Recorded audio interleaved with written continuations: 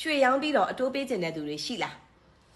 အခုတလောအင်းမြောက်လာမေးကြတာ3-5ယောက်လောက်တော့ရှိတယ်သူတို့ကရွှေရောင်းပြီးတော့အတိုးပေးကျင်တယ်ပေးသင့်သလားပေါ့ဆိုတော့အဲ့ဒါကိုအင်းမြောက်မပြောခင်မှာအရင်ဦးဆုံးကိုယ့်ရဲ့အတွေ့အကြုံလေးကိုပထမဆုံးပြောပြတယ်ဘာလဲဆိုတော့ခါကြတော့ကိုတော့ရွှေရောင်းပြီးတော့ပေးတာတော့မဟုတ်ဘူးသို့တော်လဲ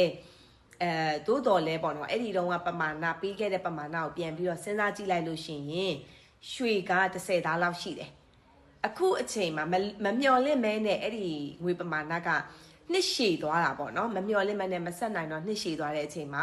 အခုအချိန်မှာပြန်ပြီးတော့ဆက်မဲဆိုတဲ့အခါကျတော့ရွှေက2ချက်ခွဲသားလောက်ပဲရတော့တယ်အဲ့ဒါဆိုလို့ရှိရင်ဘာဖြစ်သွားပြီလဲဒါကတစ်ခုပေါ့နော်ဒါဆိုရင်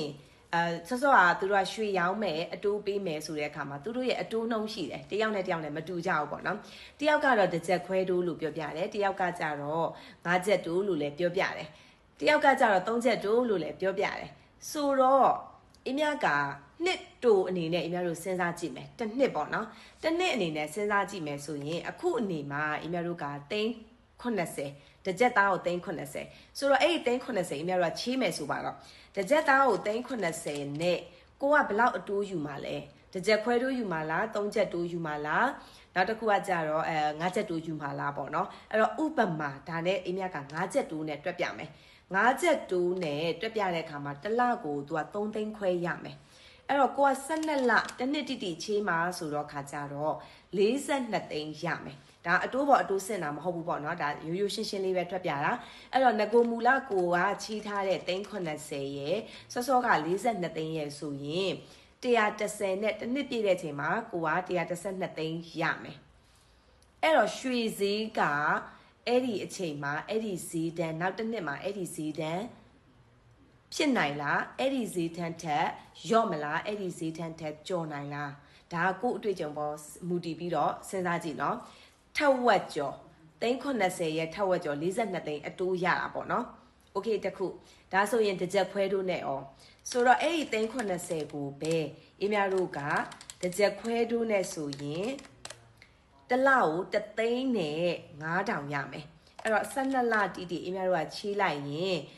12သိန်းနဲ့6000ရမယ်ငကိုကအရင်380ကိုလည်းသူကဆက်တယ်ဆိုလို့ရှိရင်82သိန်းနဲ့6000ရမယ်အဲ့တော့နောက်တစ်နှစ်ပြည့်တဲ့အချိန်မှာရွှေဈေးက82သိန်း6000ဖြစ်နိုင်လားကိုကခံမှန်းကြည့်လို့ရတယ်ပေါ့နော်ဖြစ်နိုင်လားအထက်မြင့်သလားအထက်ကျသလားဒါဆိုရင်ကိုကရွှေရောင်းပြီးတော့အတိုးပေးသင့်သလားโอเค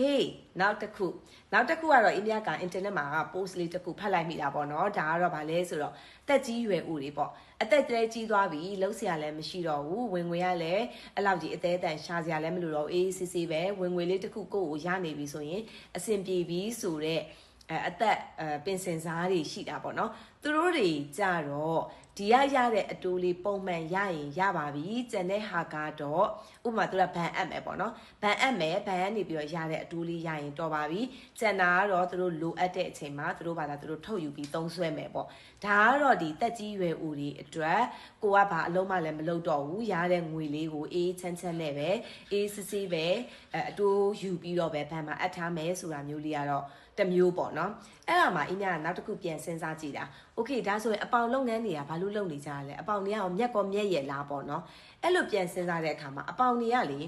သူတို့ကတစ်နှစ်ဆိုရင်တစ်နှစ်ရှည်နှစ်ရှည်ချီရတာမဟုတ်ဘူးသူတို့ကဒီရွှေကိုအပေါင်ခံလိုက်တဲ့အတွက်ကြောင့်မို့လို့ပေါ့နော်ငွေတိုးချီတာကိုပြောတဲ့လုပ်ငန်းမဟုတ်ဘူးနော်ရွှေကိုအပေါင်ခံတဲ့လုပ်ငန်းပဲပြောတာအဲ့ဒီရွှေကိုအပေါင်ခံလိုက်တဲ့အခါမှာတယောက်ကိုအင်းများတို့ကအပေါင်ခံလိုက်ရင်သူကတလမပြည့်ခင်လာရွေးသွားရင်လည်းရွေးသွားနိုင်တယ်အဲ့တော့တလမပြည့်ခင်လာရွေးသွားပြီးတော့အဲ့ဒီရလာတဲ့ငွေကိုအင်းများတို့ကနောက်တစ်ယောက်ကိုထပ်ပြီးတော့ချီးမယ်အဲ့တော့အဲ့ကနေလူကလည်းနောက်2လမပြည့်ခင်မှာလာပြီးရွေးသွားတယ်ဒါပေမဲ့အတိုးက2လစာအပြည့်ရတယ်ဆိုတော့ပြီးသွားရင်ရတဲ့ပတ်စံကိုတယောက်ကိုချီးမယ်ဆိုတော့တစ်နှစ်လို့သာပြောတာအင်းများတို့ရတဲ့အတိုးနှုန်းကတစ်နှစ်စာမကဘူးအဲ့လိုမျိုးတွေနဲ့အပေါင်ကတော့မြများထည့်မြများပြန်ထုတ်ဥမာ2ပတ်နဲ့လာပြီးတော့ချီ3ပတ်နဲ့လာပြီးတော့အပေါင်ခဏလာထားဒါမျိုးလေးတွေနဲ့သူတို့ကတော့လဲပတ်တာဖြစ်တဲ့အတွက်ကြောင့်မလို့သူတို့ကတစ်နှစ်စာနှစ်ရှည်မဟုတ်ဘူးအဲ့တော့သူတို့ချီလိုက်တဲ့ရတဲ့အတိုးနှုန်းကတစ်နှစ်ပြည့်တဲ့အခါမှာတစ်နှစ်ခွဲစာလည်းဖြစ်နိုင်တယ်နှစ်နှစ်စာလည်းဖြစ်နိုင်တယ်အဲ့လိုမျိုးလေးတွေနဲ့အပေါင်တွေကကြတော့လဲပတ်ကြတယ်ပေါ့နော်ဒါအင်းမြတိတဲ့အပေါင်ပေါ့နော်ဒီထက်ပြီးတော့နက်နေတဲ့